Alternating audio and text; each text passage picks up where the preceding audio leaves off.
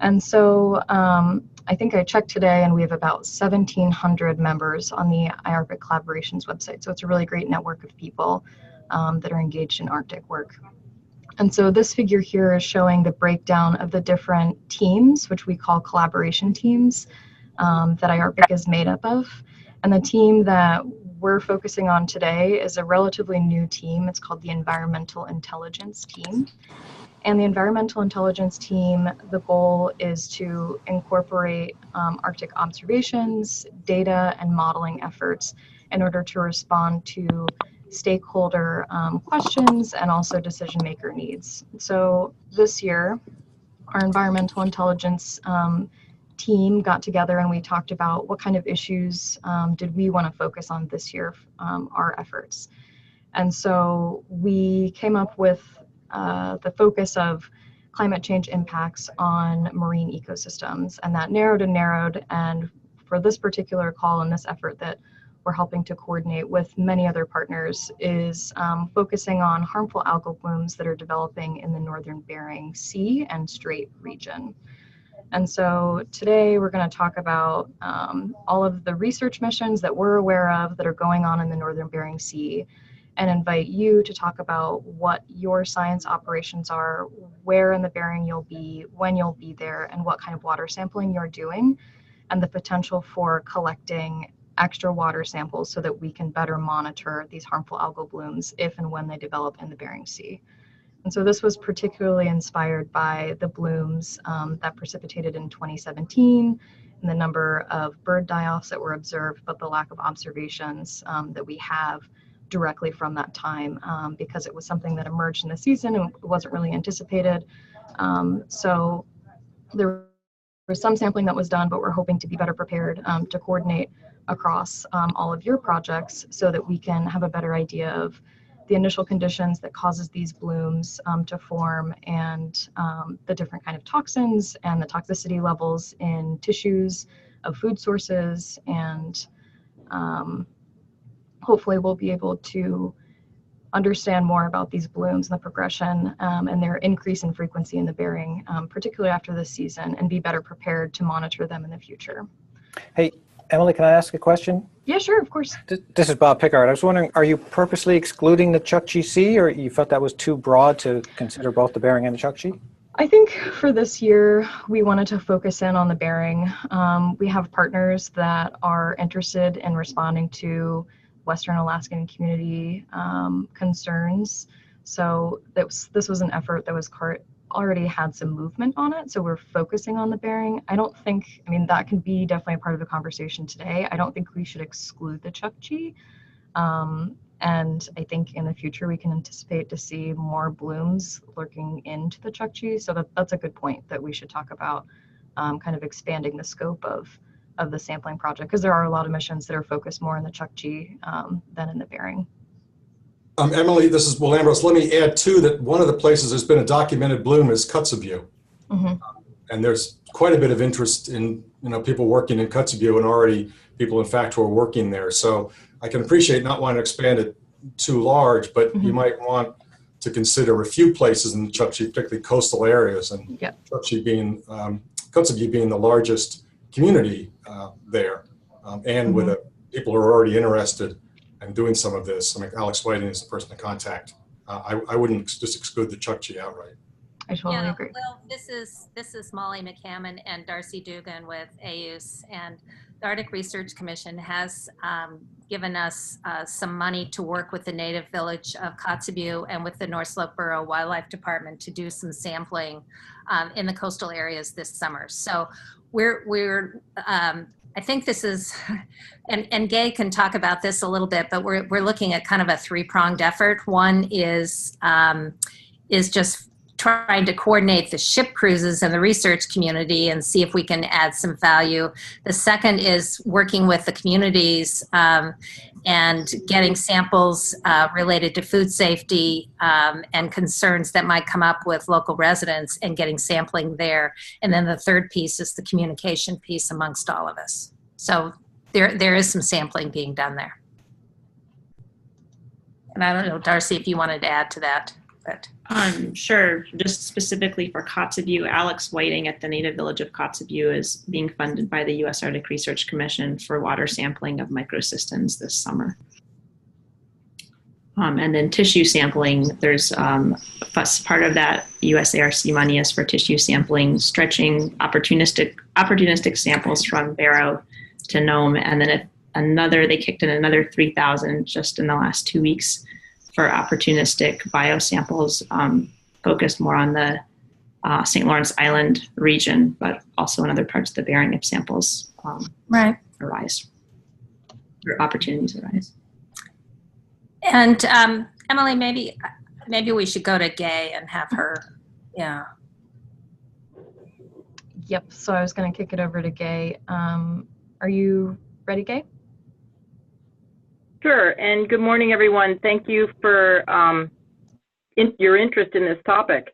So just to remind people, the Bering Strait region, when you live out here, you're looking at a transboundary region.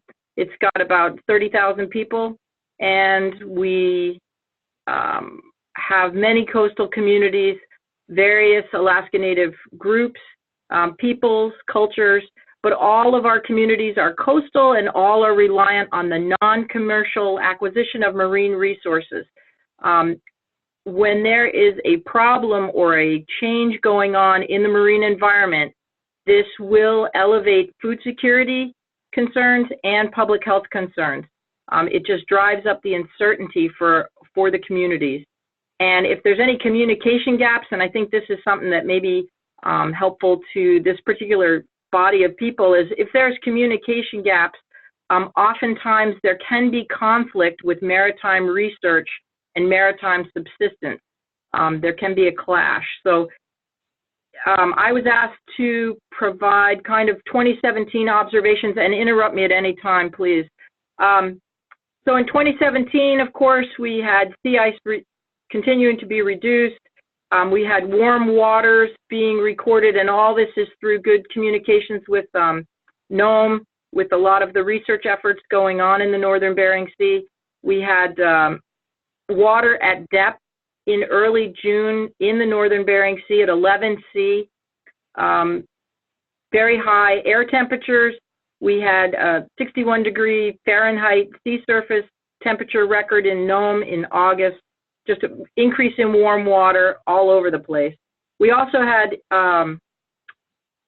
in 2017, Natsuki's papers came out regarding Alexandrium cysts in the Chukchi Sea, catching a bloom that was in the Chukchi Sea in 2013, also documenting a bloom of, these are all Alexandrium, a bloom of Alexandrium in 2004 and 2005 to the south of the Bering Strait region. And those papers were pretty amazing timing, because in July and August of last year, we had a seabird die-off transboundary, both sides, Chukotka and Seward Peninsula, over 1,400 birds documented. And again, we were behind the curve on getting records, especially transboundary, but for this event on our side as well. The 1,400 birds were primarily on our side based on records here from local coastal communities. And it was concurrent, this multi-species die-off in July and August was concurrent with a walrus die-off that was going on. And we had about 40 walruses strand, fat, adult males, not skinny. And we did at that time, right in the middle of the seabird die-off and this walrus stranding, we had one harvested walrus, and the saxitoxin in the feces was 5 times over the seafood safety limit for the commercial sale of clams to people for human consumption. That what rang a big bell to all of us. We had warm water, and thanks to the research efforts of the people that do communicate with the regional hubs, we were able to get some at-sea water sample and so forth, and that was very, very helpful. But moving into this winter, we have unprecedented sea ice reduction now, where I think we're something like 30% less than the last record sea ice loss. We are into some new territory for us out here. We've had open water storms as far north as Diomede in February. we have throughout the region, and I'll use that region as transboundary too, because they're concerned, elevated food security concerns. The whole winter was an increase from norm for southerly winds, an increase from norm for air temperatures, for sea surface temperatures. And currently, the National Weather Service has the sea surface temperatures north of Diomede and south of St. Lawrence Island, 2.7 C above norm. And this was for May 1 through 7. As a result, right now, the spring harvest, the timing and movements of our marine resources are very changed. Bowheads, walrus, you name it, whales, birds, fish, all jacking up the food security, jacking up the uncertainty for food security and sort of public health concerns. We have already had the Oscar Dyson, the National Marine Mammal Lab, up here, and they were working the ice, and they used all the right mechanisms going through the Arctic Waterway Safety Committee and such, but we did have some conflict as they were utilizing basically the only ice we had for all our communities in the Norton Sound, St. Lawrence Island, and southern Seward Peninsula area. And that there was some communication snafus, and that's resulted in some conflict and some backward steps for groups. But so that's kind of where we're at. We look at what is coming at us sort of as what happened last summer, only more so. The desired outcomes of having a more unified science front would be, I guess I'll stop there for a sec. Does anyone have any questions? And I'm almost done.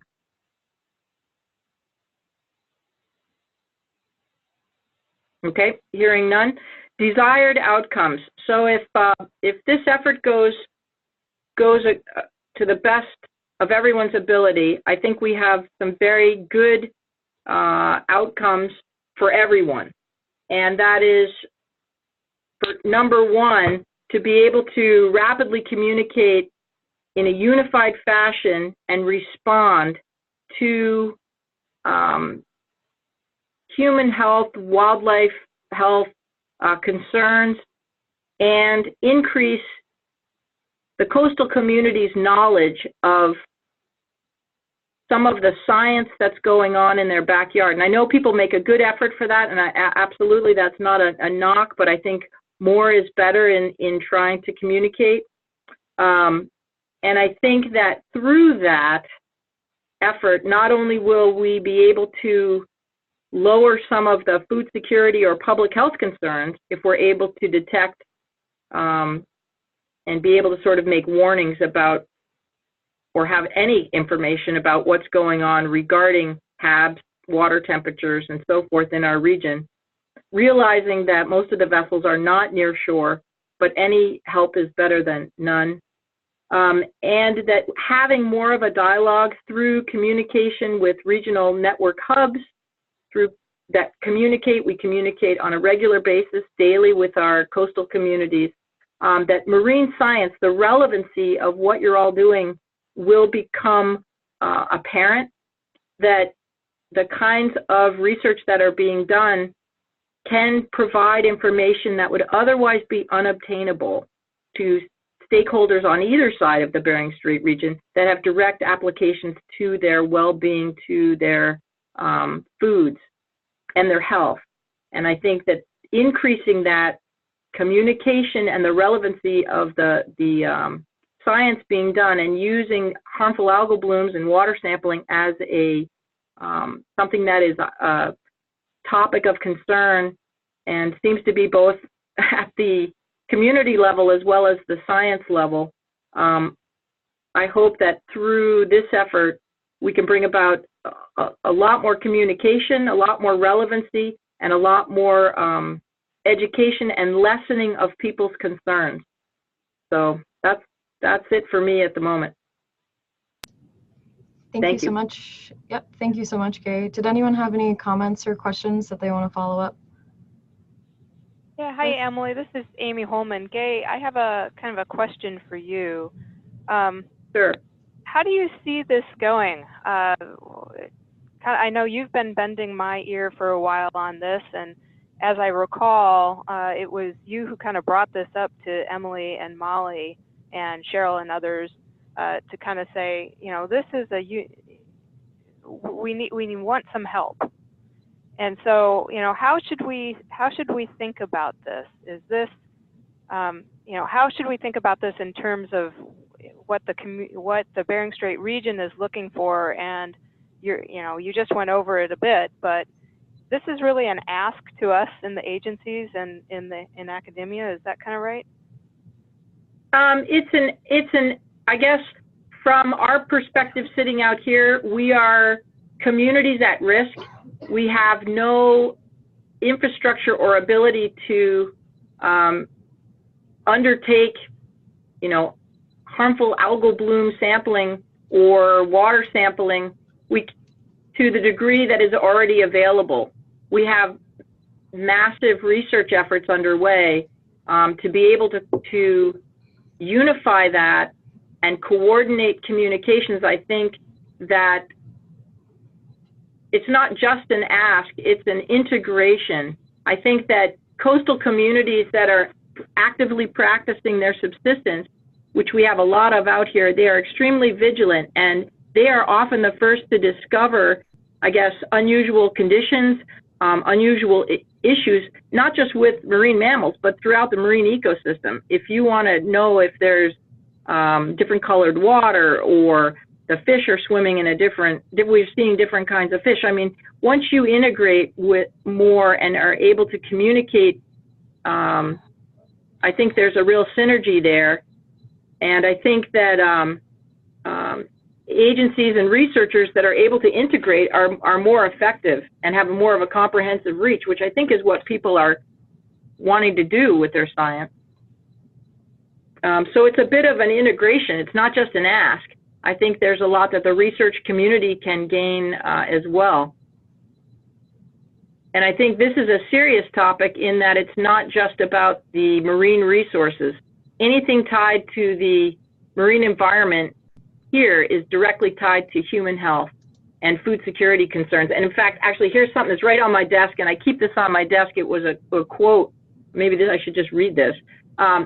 This thing was from 2006. I had a gentleman travel with me on the Healy, first time he'd ever been on a research vessel, and this is how he felt about it when he was done. He typed this up. The people of the Bering Straits region are part of the ecosystem that's being studied.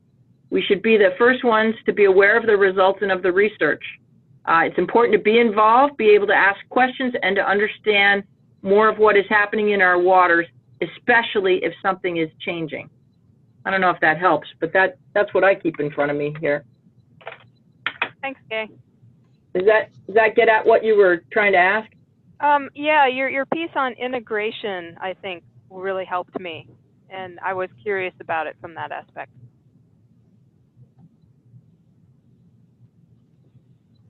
All right. Thanks, Amy, and thanks, Gay. One other quick update I wanted to squeeze in. Ginny Eckert, are you on the line? Yes, I think I see you. Do you want to hop in? Yeah, so thanks, Emily, for squeezing us in. I just wanted to give people a little overview of a newly formed network called the Alaska Harmful Algal Bloom Network.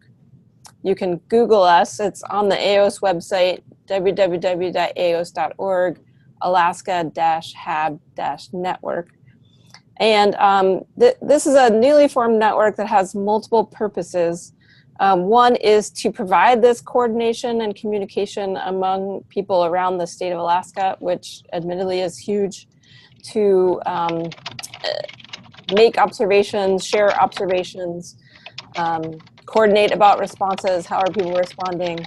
And then the other thing that I wanted to sort of explain to this, so we have an email list that we can use to get out information to people that are working on HABs around the state. It's largely scientists, agencies, oyster farmers, people like that. We also have a data portal that there's some feedback. If you can mute. We also have a data portal that could be used potentially for these shipboard observations. This is intended in near real time for shellfish harvesters, is sort of the origin of it, but certainly could be used for more scientific purposes as well. And it uses the AOS data portal that portrays lots of wonderful oceanographic information. We have two different layers that are useful. One is on shellfish testing, which maybe isn't as relevant for the oceanography community. But we also have an ability to plot on this map whether people are seeing blooms of algal bloom species. So this portal is available. It could, we could figure out a way to get information, but I guess I don't know, on these oceanographic cruises, typically you take samples and you take them back to the lab, and then 3 months later you get the data. So I don't know, is there this real-time ability to process samples? I guess that's a question. And, but even if we use it 3 months after, it would still actually be a nice place to gather this information. It is publicly available, and it's because it's publicly available, it's very simple. It sort of uses the traffic light approach where green is good and red is bad. But has the ability, of course, to handle much more complicated data as well. So with that, maybe I'll stop and answer any questions if there are any.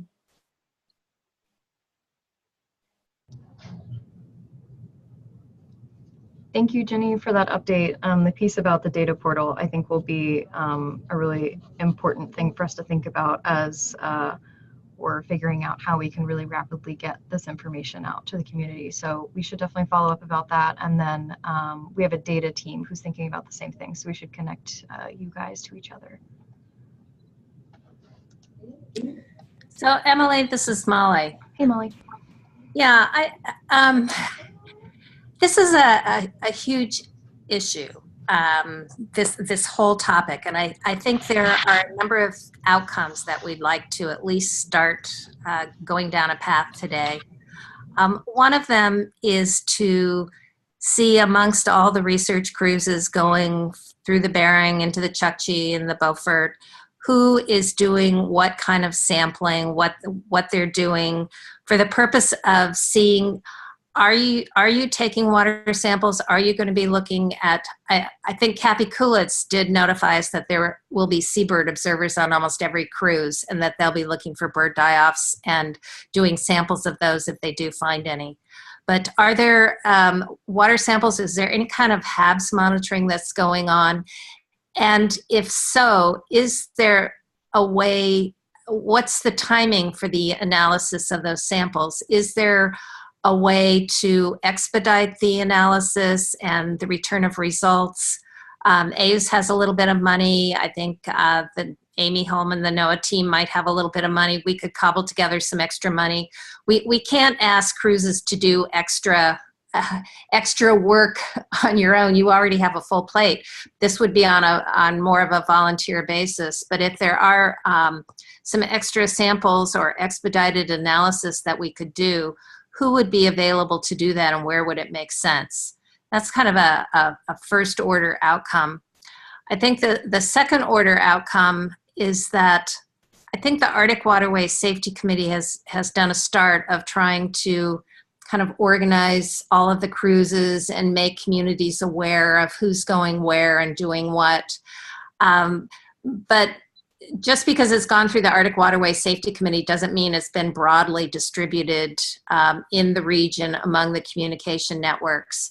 And so I think another outcome, and it won't be necessarily from today, it'll need some work, is trying to do a better job of communicating what all of the cruises are doing, where they're going to be, what they hope to find out.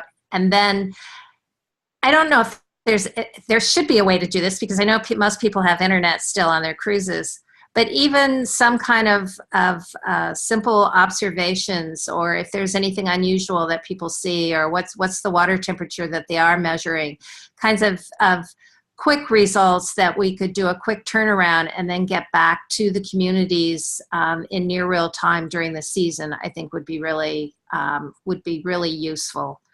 So there's kind of these multiple goals and potential outcomes here.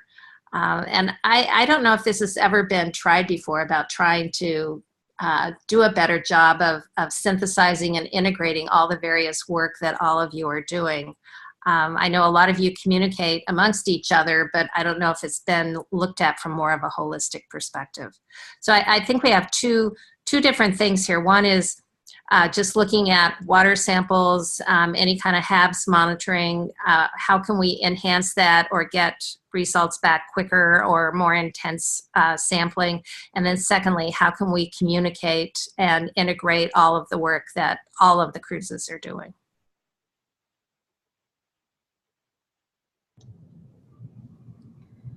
Thank you, Molly. Can I just say something, Emily? Yep. So Molly, that sounds a lot like the DBO program, which you're describing there, okay, in terms of the communication and making a matrix of what observations are being collected and by what ships.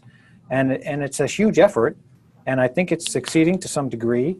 But I would encourage you to, use that as at least some initial guide for how to move forward with this type of effort, because the DBO is addressing similar kinds of things in terms of the semi-real-time communication and also bringing in different communities, including the international community. So it's something to keep in mind as you go forward. Yeah, good point, Bob. And I think that would cover maybe a third of the cruises or a quarter of the cruises, but we're looking at a even broader. So yeah, thanks. All right, so does anyone have any quick questions or comments until we're going to move on to the next part of the agenda? All right, so now we're going to hop into hearing from you guys. So I have a couple confirmed speakers lined up. I think you all can see the agenda now. So we'll run through each of these kind of overviews where we really want to hear when is your mission taking place, kind of generally where you're going to be, and what is your sampling plan, and kind of the feasibility of this enhanced sampling question that we're posing to all of you. So we're going to start with Bob. And okay, I can hand over the reins. Let me stop sharing. There we go. Okay, so I share my screen. Mm-hmm. Okay, can everyone see that? Yep. Okay, so I put together Not if you're on the phone. Can people hear? We won't be able to see it if some of us are on the telephone. Understood. Okay, well, I'll do my best. And it's fairly short. It's also kind of interesting that I'm going first because I'm not really going to discuss the Bering Sea. I'm going to discuss the Chukchi Sea. But I wanted to just mention two different cruises that are happening on the Healy this summer. The first cruise is the first one of the season on the Healy, and it goes from August 7th to August 24th, Nome to Nome. It's funded by NOAA, and there's two different projects that are sharing the ship. The title of the first project is called the Distributed Biological Observatory, or DBO, and Northern Chukchi Integrated Study. So that's the first project. And the second project is titled Ecosystems and Fisheries Oceanography Coordinated Investigations, and the abbreviation there is ECOFOCI. So I think probably most of you have heard of that. So both of these projects are sharing the ship.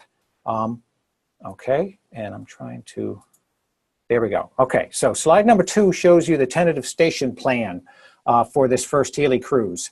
And rather than looking at the legend, if you can see my cursor here, the different symbols are as follows. We're going to be doing mooring work, and the mooring locations are located by the red dots or indicated by the red dots there. And then we have what we call process stations, and those are the green dots, the small green dots. And I'll explain in just a second what a process station is. And then in addition to that, we're going to be doing things like dropping drifters and buoys and floats, and those are indicated by these open circles and triangles. And then finally, we have what we're calling a rapid survey of the outflow of Pacific water from Barrow Canyon. And that's these blue symbols up here near Barrow Canyon. Okay, so that's sort of a very quick summary of what's happening on the cruise. And here I put in a little bit of a table of what the different components are. It's a pretty full cruise. We have a lot of things going on. So I said moorings, we're going to have 25 mooring recovers and 26 deployments. So that's a lot of mooring work. And then I mentioned process stations, and there's going to be approximately 50 of those. And the process stations have the following aspects to them. We start with a full depth CTD cast, with the standard parameters from the CTD. And then we have the following water sampling. We have dissolved oxygen, nutrients, chlorophyll, DEL-O18, DIC, total alkalinity, microbes, and salts. And then we follow that with a net tow at each one of these stations for mesozooplankton and larval fish. And then we follow that by benthic sampling with both Van Veen grabs and HABs cores. Okay, so that is a process station. And we're doing about 50 of those at all those green dots that I showed you in the cruise track. So in addition to that, then we have some underway measurements. We have an atmospheric sampling program that's going after aerosols and ice nucleating particles. They'll be sampling the entire cruise. As I mentioned, we're going to be dropping buoys and drifters for various other programs on our cruise. We have the vessel-mounted ADCP and the underway CTD system. We're going to be stopping to do some calibrations of a couple of sail drones that are going to be out in the Chukchi Sea this summer as part of a different project. And then, as was mentioned earlier in this conference here, we will have observers for both marine mammals and seabirds. And someone mentioned this effort by Kathy Kulitz to try and see if the community could take samples of or collect dead seabirds if they happen upon them. So she sent out a letter of instruction to all these vessels that she's involved in. So, hopefully we can do something about that if we come across that situation. And then we have this rapid survey at the head of Barrow Canyon. I say physical measurements only because it's going to be largely expendables and very short, shallow CTD casts. And finally, we have an outreach program with a teacher at sea. Okay, so that's the components. And then this last table, you don't need to look at the details. It just lists the components once again with the numbers that we have for each of the components. And the total is 44. So that's a lot of people, a lot of components, but the Healy is a big ship.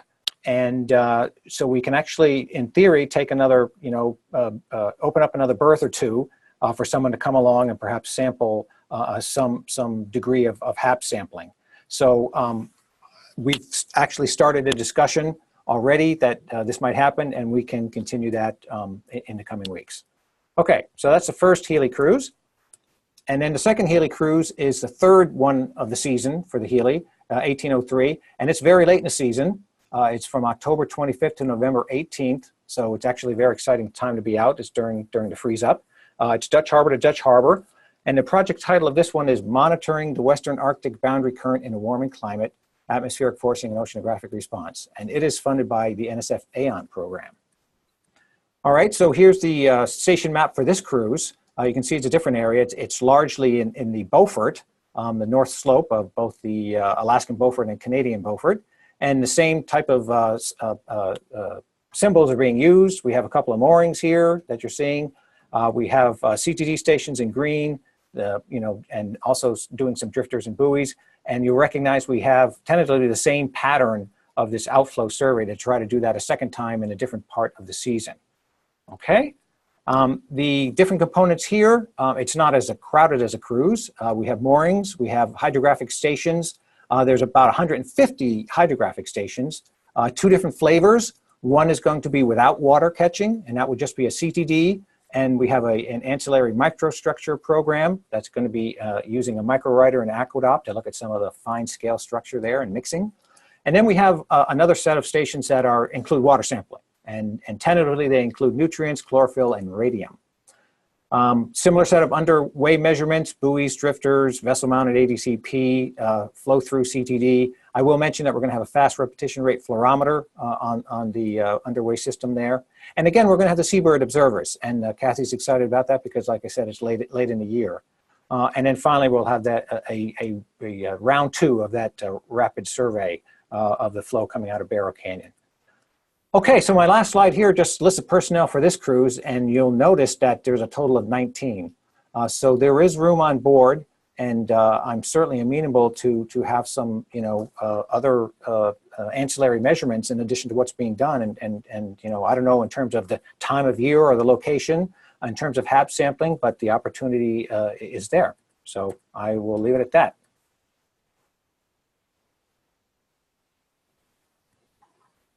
Great, thank you so much, Bob. Does anyone have any quick questions?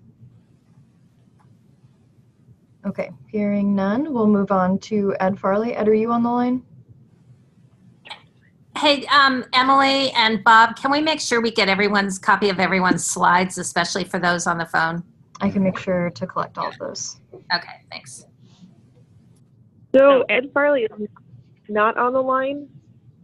This is Kristen Cecil, and I'll be answering for the North Bering Sea Survey. I'm on the phone, so I don't know if Ed provided slides or not.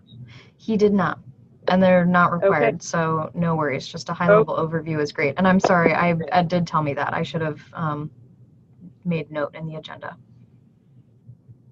All right, so the North Bering Sea, the NOAA North Bering Sea, I guess he calls it, Impacts of Loss of Sea Ice Survey occurs from August 27th to September 20th. It's 25 days. It is Dutch to Dutch with a port call in Nome about on September 8th. It starts at 60 north, right off of Nunavak, and goes, they're sampling in Norton Sound and goes all the way into the Bering Strait as much time allows. Basically, they get weathered out. There'll be 60 stations. At each station, there's a CTD with water sampling, a bongo, a 60-20 centimeter, a surface trawl that is does about 30 minutes of fishing. It's on a chartered fishing vessel and holds about 6 people. We are full. There's 1 fish and game, 1 U.S. Fish and Wildlife for seabird observation, and 4 specialized NOAA scientists. The survey itself is a partnership between the state and NOAA. Is Lisa Eisner on the line? I guess. Yeah, hi. Sorry, I had it muted. Okay. Yeah, I'm here. I was going to talk about our water sampling specifically. Yeah, so we, I believe we have 5-liter Niskin bottles, and it would be possible if it was requested to collect some samples for HABs for actually preserved samples and toxins. Yeah, as time permits, there's usually people who can kind of jump in and help. The thing is, we don't have money at this time to process the samples, right, Chris? So we wouldn't have any money to have them counted or to have the toxin analysis done. That is correct. But we could collect survey samples anyway and hope that they could get processed in the future. We are taking samples for the Northwest Fisheries Science Center, and they are doing some HAB work on fish, specifically herring and pollock. And they have money to process. I don't know what the time frame for getting those samples out is, though.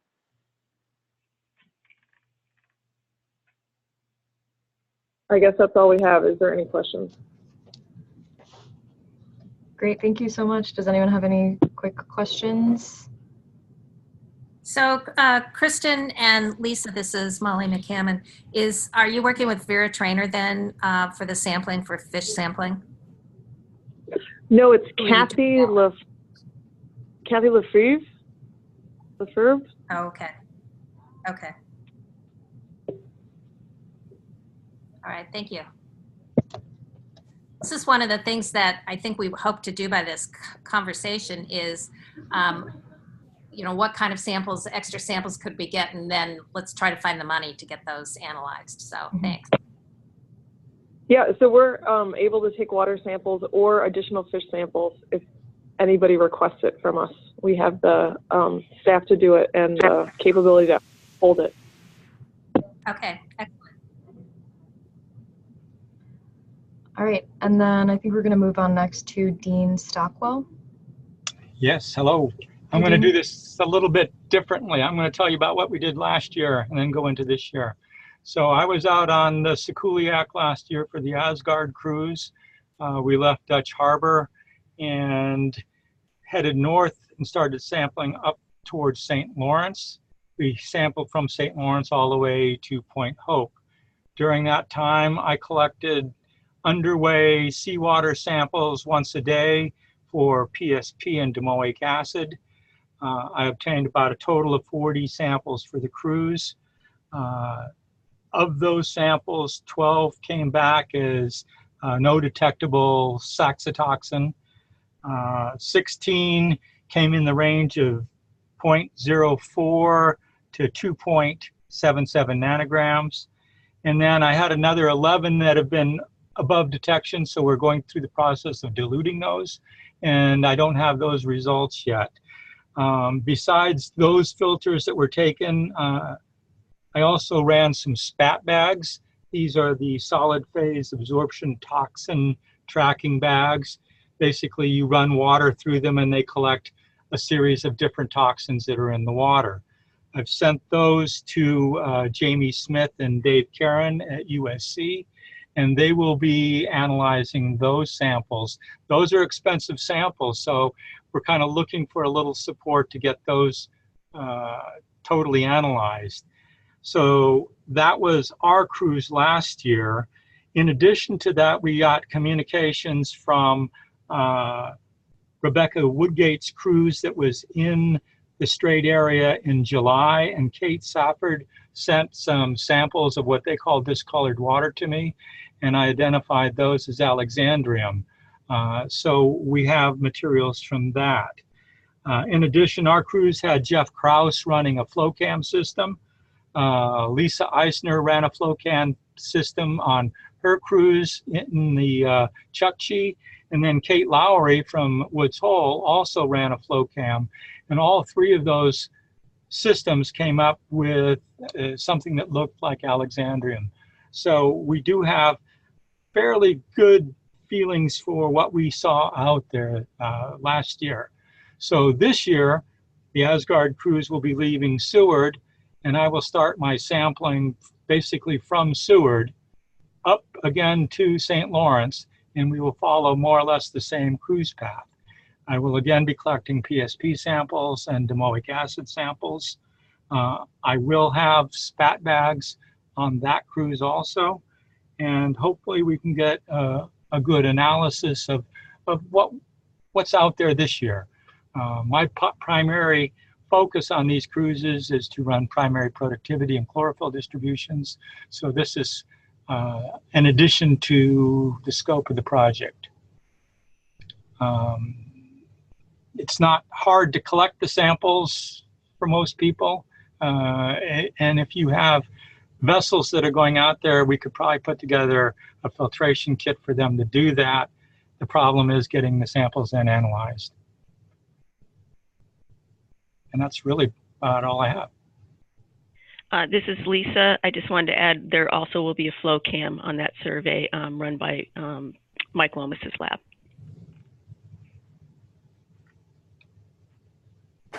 So for those of us who are not, what is a flow cam pickup?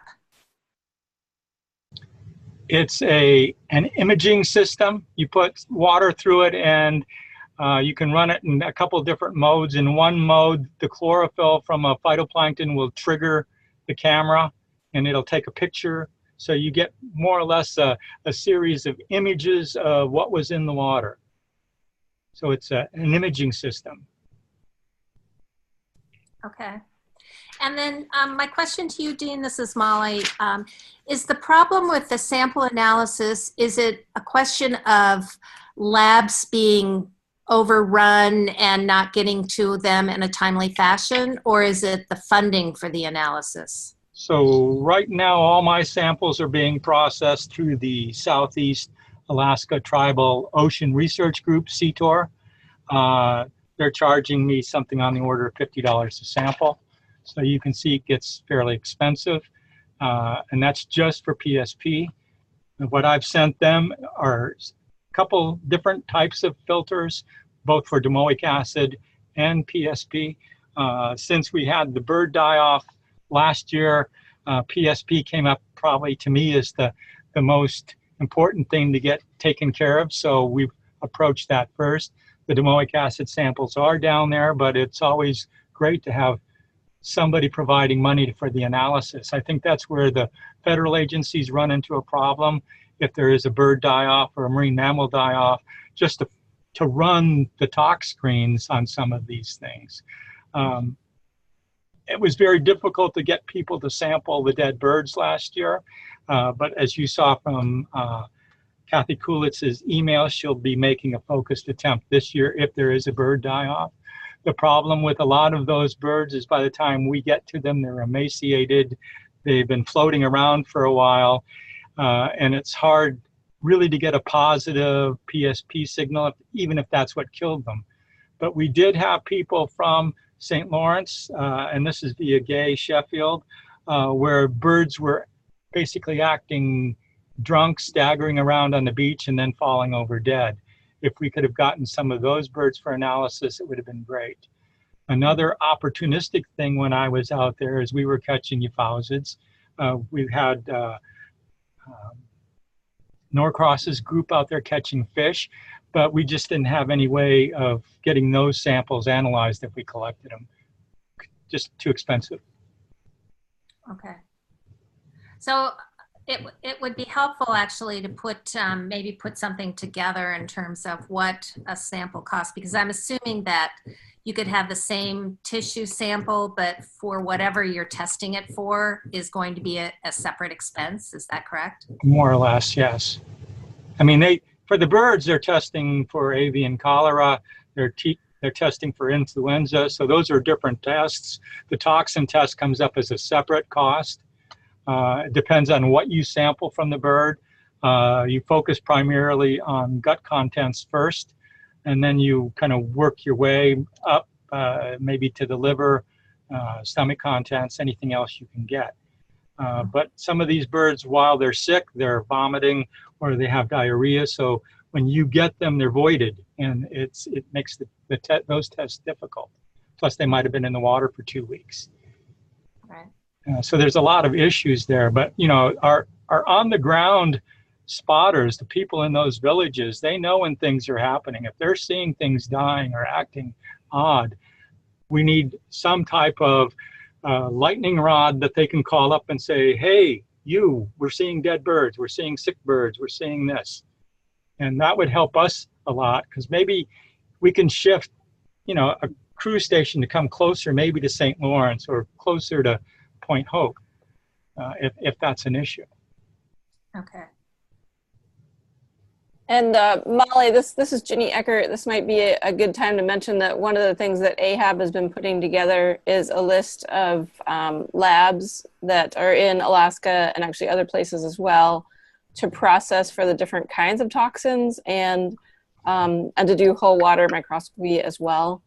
So we're working to build that capacity in Alaska, but you know, as Dean mentioned, the Southeast Alaska Tribal Ocean Research Program is able to process samples and does it very quickly. So that might be a good place for people to send samples and maybe that's for community members more than oceanographers who are on a boat. Okay. Okay. All right, that's something for us. This is Caroline Van Hemer, and John Pierce and I are going to give an update next, I think, and we'll speak to a little bit of this with regard to some of the seabird die-offs, so we can provide a good segue whenever you're ready for us.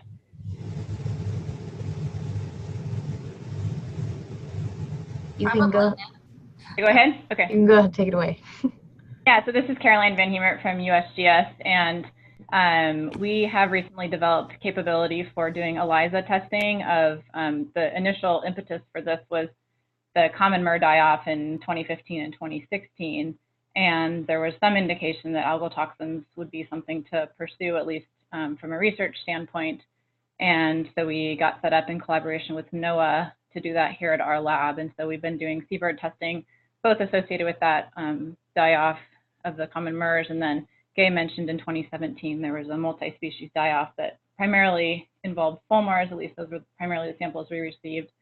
And I was going to give a quick update on our results, and then we can also talk a little bit about kind of how the process has worked so far in terms of acquiring and receiving samples in collaboration with Gay and community members, Fish and Wildlife Service, and then the National Wildlife Health Center, who typically receive initial carcasses anyway for die-off events for kind of initial diagnosis. And then we've been able to do follow-up testing specific for saxitoxin and domoic acid.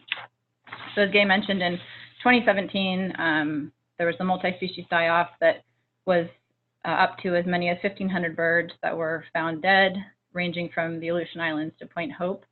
And we received 16 in total northern fulmar samples, which is really the only species we had an adequate sample size to say much about. And 14 of 16 of those birds did have detectable levels of saxitoxin.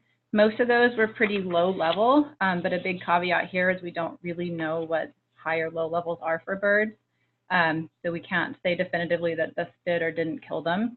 The highest concentration we had was in GI content, stomach and intestine, and that was at 63 micrograms per 100 grams. And just for reference, the human health limit for shellfish is 80 micrograms per 100 grams. So we're still not quite at that point, but high enough that certainly take note of that. So that was kind of the response to that particular event. Dean, you mentioned there may have been water samples or fish samples, I guess in particular, collected around the same time. If so, we've also been doing some testing of forage fish, so would be interested in receiving those. And the way that the process has worked for the most part, and Gay, you can chime in as well, but is typically there's been, an observation almost always from local observers and communities of bird mortalities.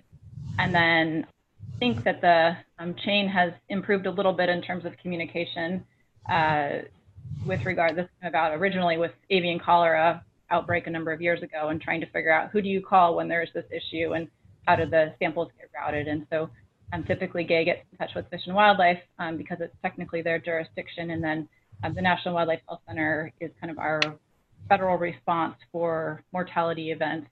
And then they've been able to send samples to us for processing, and we've tried to make sure that information goes back to Fish and Wildlife and the communities that may be affected or, of course, interested.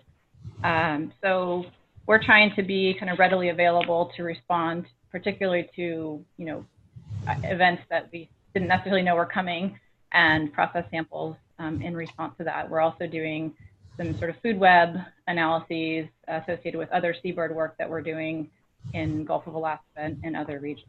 So I guess I'll leave it at that. If anyone has questions, please let me know or can follow up later. And we are kind of available and interested in working with other folks for additional testing.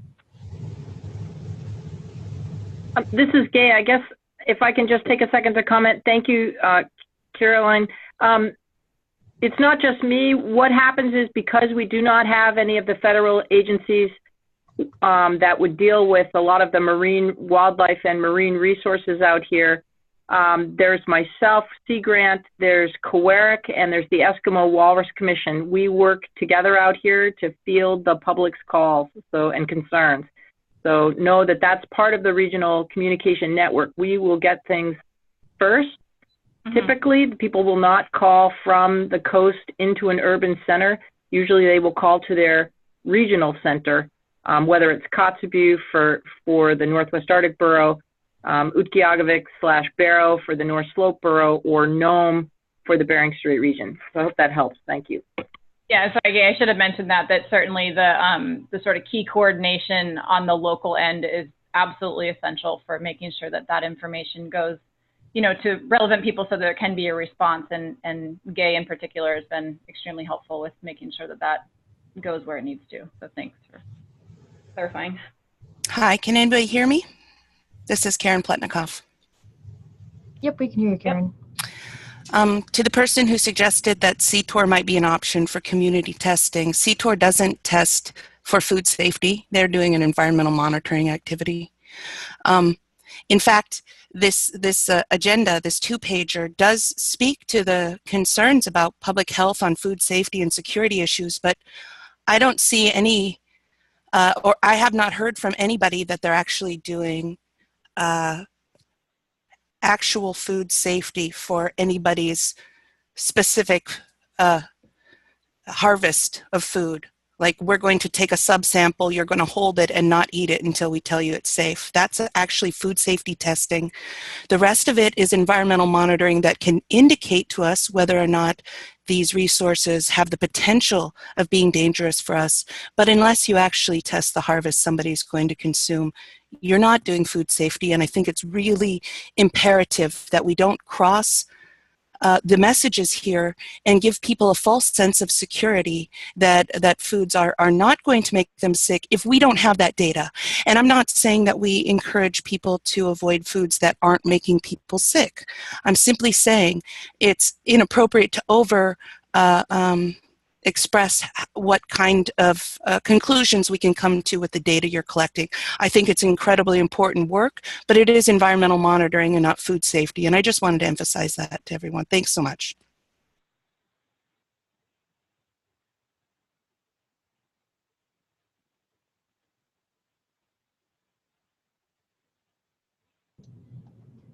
Thanks for your comment, Karen. I think that's a really good distinction and something that we need to be very careful about. So thank you for that feedback. Molly, did you have any comment that you wanted to make on that? No, I think this is I mean, Karen's part of the conversation. This is a conversation I know with the Harmful Algal Bloom Network, and that's why we really involve the state folks, the state public health folks as well in the messaging, so that they feel comfortable in all the messaging through AHAB. Yeah, thanks, Karen. All right, well, thanks for the update. Dean Stockwell, just to add on to the observations from 2017, Caroline had mentioned northern fulmars, but on our cruise we saw dead northern fulmars, we saw dead shearwaters, we saw dead murres, we saw dead puffins. And when I see multiple species like that, I mean, that indicates to me that there's something out there that things are grabbing a hold of and killing them, rather than just one group starving because of one food item missing.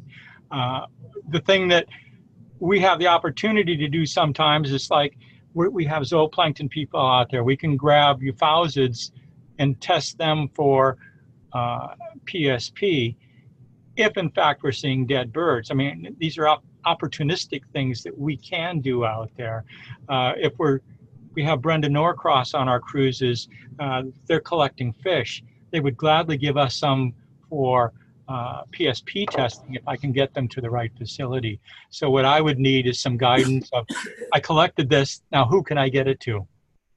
And so as a observer in the field, that's what I would sometimes appreciate. Thanks, Dean. I think we would be interested for sure, especially in association with the bird samples that we're receiving. This is Caroline Van Hemert, for some of the forage samples as well, because that would be a really nice complement. And I should just mention that they were just very small sample sizes. We also did receive one storm petrel, 2 murres, 5 shearwaters, and 1 tufted puffin. And saxitoxin was below detection in all of those individuals. And that was why I highlighted the fulmars, because they were the ones that did seem to show the strongest indication of some saxitoxin exposure. Thank you. Dean, this is Don Anderson. Can you hear me? I can hear you. Okay, great. Hey, good to see you. Good seeing you. Long time. I've heard everybody talking about PSP, and I know there's good reason, and you're getting positive measurements, but you have got domoic acid samples on the ice, basically waiting, and I'm wondering about the other seabirds analysis from USGS. Has anybody tried to measure domoic acid? Because it certainly does kill birds, and it does kill marine mammals. So we do have domoic acid in Alaska. Some of the hottest spots are down in the southern part of the state. Nobody's typically looked farther north. We know we have the species in the water that can produce domoic acid. And so when I get my results back, as I said, I have at least 40 domoic acid samples from St. Lawrence north to Point Hope. I will share those with the group, and they can develop a plan of attack for actually sampling domoic acid on a more common basis. The ones that come from southeast were done by the state, but that was maybe 15 years ago, and I don't think there is an active domoic acid program in the state at the moment. I should have clarified that as well. We did test for domoic acid in all of those seabird samples, as well as all the common murres that we received. And they were all below detection. There were a couple of forage samples from Gulf of Alaska that had trace levels, but in general, related to what you said, Dean, in terms of what you've observed and more kind of potential concern, at least in the short term, for saxitoxin, that was what we've found as well. So yeah, no detections of domoic acid for any of these dead seabirds in Bering Chukchi region. And this is Gay regarding marine mammals. Kathy LaFay with the Wildlife Algal Research and Response Network in the Alaska Fisheries Science Center has done work throughout the state on marine mammals, both saxitoxin and domoic acid. Paper came out in 2016. And with the die-off for the marine mammals anyway, we didn't have any reports of that sort of seizuring that you would find typically with the other marine mammals where domoic acid's been found in excess. Thanks, if that helps.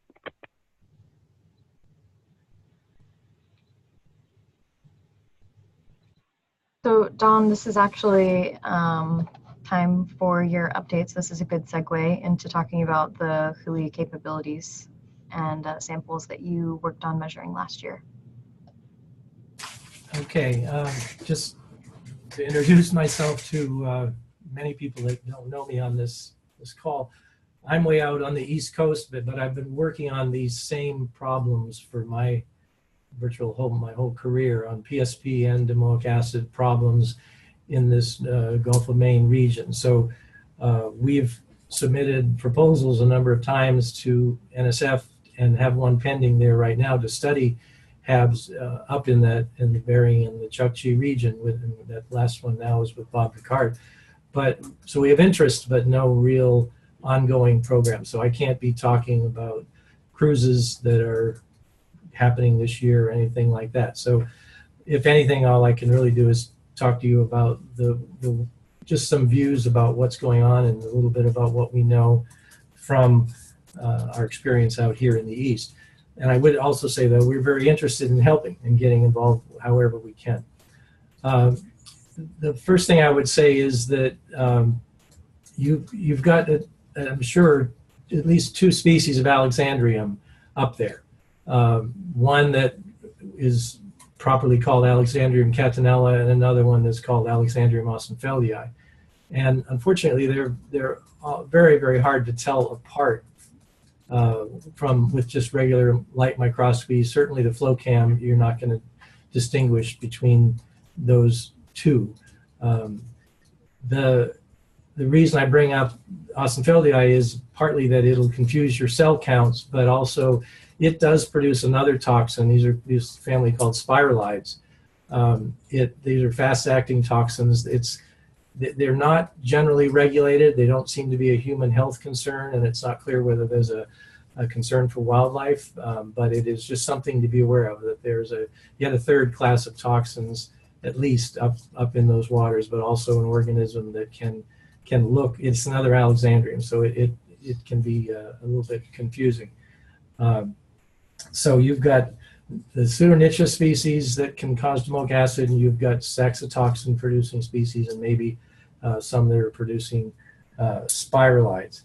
In terms of what kind of sampling do we typically do when we're running cruises, we have sort of a tiered approach. We have one approach where we actually look on board, and it's a little more accurate than the flow cam in the sense that we can really identify things. We're using a microscope on board doing what we call live counts. We don't fix them, we don't preserve them, they're just very quickly examined right after we haul up a net tow or a water bottle. And that's actually very informative because it can tell you where you want to sample more, and it can actually give you information right during the cruise. But to do the real definitive cell counts, if someone really wants to do, this is back into the difference between environmental, between science and early warning and outreach to communities. If you really want to learn where the Alexandrium cells are and how they're distributed all along the path of a cruise, then you need really good, accurate cell counts. And that nowadays involves DNA probing. We have specific probes that will light up only either Alexandrium catenella or only Alexandrium aussenfeldii, and it gives you very, very accurate counts relatively quickly. But it is still a process that takes a couple, 2-3 days to process 20, 30, 40 samples after we receive them. So that's really not going to help your communities out too much. And that's why I mentioned these live counts. But this other approach of getting really good, accurate counts from plankton samples is something to consider. And it's something that we do a lot, and we're happy to train people if someone would like to do it there. We can measure toxins in this lab, but we're not the appropriate place. We're in the wrong coast, and I think there's many places that you could turn to for that much closer. But I would say one thing I haven't heard you mention at all is sort of the screening approach to toxins that is commonly used out here on this coast. And there are the two kits. Well, there's kits that a variety of companies make, but the Scotia company makes these little pregnancy type kits. It looks like a white microscope slide, and you can actually extract a plankton sample, or it could be shellfish, but on board a ship. And you can then, and they use really simple chemicals like vinegar for the extraction. And you can then put that and do a very quick presence or absence of these toxins for on the order of $15, $20 a sample. So I say that not to preclude these other types of analyses, but maybe to complement them. A lot of times the managers out here do that kind of testing to determine if they need to go on and spend the money on a real analytical test or some other type test for the toxins. And this is also something you may want to think about getting to some of the communities along the shore, that they, these kits can be used. They're very, very simple, and people can use them in that kind of an environment. And so the managers also then tend to use this tiered approach. They will often take a phytoplankton sample, look at them, see if there's anything of interest. If there is, then they will then try these little Scotia kits, presence or absence, and then if those turn positive, they will then go to real analytical tests. So that's something to be considered, as you look at what kind of information is the most useful. And I guess the final thing I just wanted to say was that I think you have to be careful, and I guess I'm echoing the sentiments of the last speaker. If you're, or the last questioner actually, if you're really trying to protect human health, you have to be careful the message that you give out, because these cruises are going to be providing data at a certain locations and at certain times, little snapshots of what's going on, but it doesn't necessarily equate to what's happening right near shore or what happened last week or whatever. So you have to be careful. The information is really going to be useful, and as scientists, we're all going to be fascinated to learn everything we can. But make sure that people don't misinterpret that, oh, no one saw any Alexandrium on this cruise, therefore it's safe for me to eat whatever. So, as you try to do this coordinating activity, just keep in mind that that the lack of data can be very misleading. And I'll just stop there. So this is Gay. Is there time for a quick comment? Of course. So looking at page 2, I just on the action plan that we were all sent on page 2 under number 2. I just want to say that there is the coordination of the science efforts on the research vessels, but then there's something that we haven't talked about, and I don't know if we will at this, but there is something regarding trying to get a program going specifically for food items at the local level. But I don't want to stop this conversation you're having regarding the coordinating the science and the sampling that you all are doing. But I just wanted to point that out. And thank you to the previous speakers. Yeah, Gay, thanks for pointing that out. Molly mentioned that right at the beginning of the call, but it may not be super clear, and it probably will be a lot more clear now. So if you look back at the 2-page summary that we sent out in the action plan, there's several numbers of different actions that we're coordinating. And this particular call is really focusing on number one, which is coordination and enhancement of scientific community. And so there are a couple other actions that we're helping to partner with through IARPC and this environmental intelligence team effort, but we are not necessarily taking the lead on, but it's important for us to make sure that we are being more clear moving forward in communication, because I agree that it is really important for us to be careful about what we're marketing doing. So thank you for pointing that out again, Gay. Were there any other PIs that were, well, does anyone have any questions first? Yeah, or comments? Can I ask Don a question? My question is, you said you had a pending proposal to NSF, and Bob Hart said that there was room on the Healy. So if your proposal was funded, would you be prepared to go on the Healy this season? What a great question.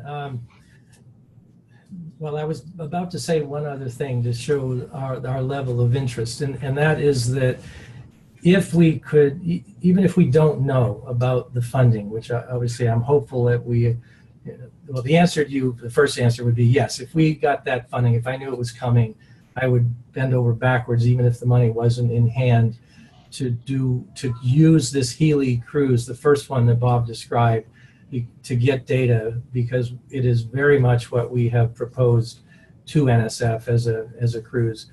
And so we try to figure out some way to get a student on board or something to get those samples. But I will also say that if we don't know about the funding by then, that it's possible that either working with someone who's on the ship, or if we need to send someone, for the time for the cruise, that I would bootleg as much as I could to analyze the samples, because the cruise track is so perfect for what we want to follow, which is the pathway. We think Alexandrium is coming up into the Chukchi area through the Bering Strait from the Bering Sea, and we want to follow that and be there from the beginning and follow it all along the Alaskan coastal current, and that would be possible with that cruise. So we would bootleg whatever we could out of this cruise, and then if we're lucky, we would get a second view of it with that project and be able to go into it in much more detail. Thanks, Don.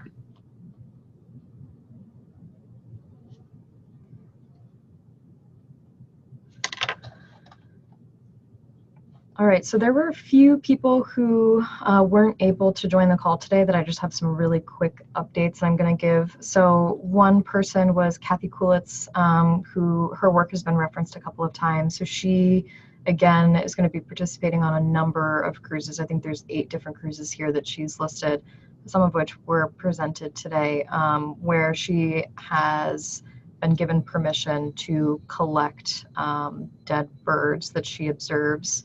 And those birds will be shipped to the USGS National Wildlife Health Center in Madison, Wisconsin, but if requested, she could also provide tissue samples to the Anchorage USGS lab. And then she's also noted that she's happy to share any sightings of dead birds while at sea and the test results with community contacts such as Gay and others. So I think that's a really promising component of this effort. So another cruise that wasn't presented today was one that Jackie Grebmeyer is the lead on. It's the Canada's Three Ocean Cruise, which is also another DBO-led cruise. So it's going to be following a similar path as the first Healy mission that Bob presented, the Healy 1801, which again is going to be collecting water samples as well as benthic sampling, and we'll have bird observations. So Kathy Kulitz will have someone on that cruise. And then there's another cruise being led by Karen Ashton on Sekuliak, which is during August, Nome to Nome. So most of the work for that cruise is predominantly in the Beaufort, with some mooring, servicing in the Chukchi, and potentially an opportunity for some surface samples during the mooring turnarounds or some of the transits.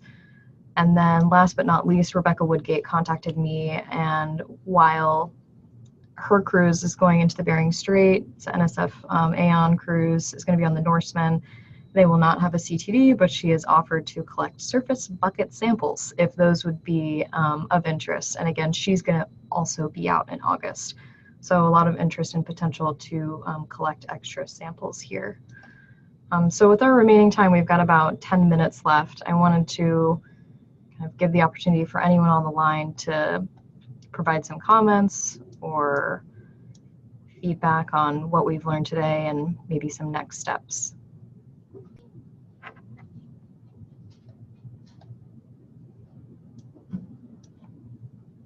Molly or Anjali, do you have anything that you want to mention that maybe I haven't touched on yet? Yeah, this is Molly. It seems that I think everyone we've talked to about this issue are really committed to trying to get as much information as possible and then get it back out to people who care about it as much. But it does seem pretty diffused and disparate. And so I'm wondering if it would be helpful, first of all, to, as a one follow-up, is to try to collect as many of the 2017 results and observations into at least one paper or one document or something, so that it's all in one piece rather than individual results going out. And if that would be useful, number one, just as kind of a baseline, if you will, to the extent we have it. I think another piece is making sure we have kind of that compilation of all the cruises, where they're going, what they're going to be collecting. And it does seem like there could be some enhancement and some additional sample analysis from those. And I think trying to figure out where would be the most productive and what that cost would be, and then trying to figure out how we can get some of that additional funding provided to do that. I think that's another next step. And then working with Gay, I think we will have this communications team that we're developing that will be pulling together and probably hopefully meeting regularly and start figuring out how do we get information out to our community networks, regional networks, with ongoing observations, plans, and maybe some kind of a weekly or bi-weekly newsletter update that goes out to people. And Gay, we really look to you and to your communication networks there to help put something like that together. But those are and then fourth, I think, is looking at that compilation of the lab capacity, who can do what, how quickly they can turn around things, and then what kind of cost, and get that available to everyone as well. So those are some kind of simple follow-up, I think. Simple, as I say, but some follow-up that we could possibly do. This is Anjali. So Molly, you meant 2018 right at the beginning? 2018? Well, 2017, I was doing a 17, so go back as well? Yeah, looking back at last year, and because I think it's my understanding that results were given back to communities, but my guess is that they came from individual labs or individual researchers and maybe weren't all compiled into one kind of, here's what we know about the 2017 season. And then, so we should be able to provide at least the NSF cruises in that region. But I wanted to just add on this, we have several different kinds of attendees on this call. There are the stakeholders, there are the federal managers, there are the scientists themselves. So hopefully everyone gained some insights into what's for the upcoming season, and that would be useful to each of them in a different way. So I think people like Sally McFarlane and others would have an idea of what's happening, so hopefully guide their decisions on their own funds. And then we have for the health, the issue of the health came up, human health, and we have Roberto on this call, Delgado, so hopefully he also got a flavor of what's happening. The scientists, of course, I'm sure that many of them knew of each other's presence in the field, having those connections from before, but hopefully we fostered some new connections. And so I think it's a useful enough exercise. You know, we didn't have to do a whole lot of heavy lift on this. Most of it, I think I should thank Emily for taking the lead and preparing that paper, and then, you know, herding us all. So hopefully it was useful to everybody. And if we have some feedback of what folks might have wanted to hear, that would be useful to put in the chat box right now itself. So we have a record of that. And also, kind of following up on what Anjali was saying, if any of you have any comments or feedback, feel free to send me an email. I think I've probably emailed all of you, but I'm going to put my contact information in the chat so you can contact me. And yeah, I want to just tell everyone that I really appreciate you all calling in. It's been really promising to reach out to all of you and have such a positive response, and to see that we had 36 people on the line at one point today was really exciting, since we just pulled this call together. I think it was a week ago we put it on this calendar, so I'm really excited to see what this group of people who are all really motivated around this topic can make progress on this year. So looking forward to working with all of you. And with that, I think we'll finish about 4 minutes early. Thanks everybody for calling in. Thanks all. Thank you. Thank yeah, you. and all the best for the season. Thank you. Thanks, Emily, and everyone. Thank you. Thank you. Thank you.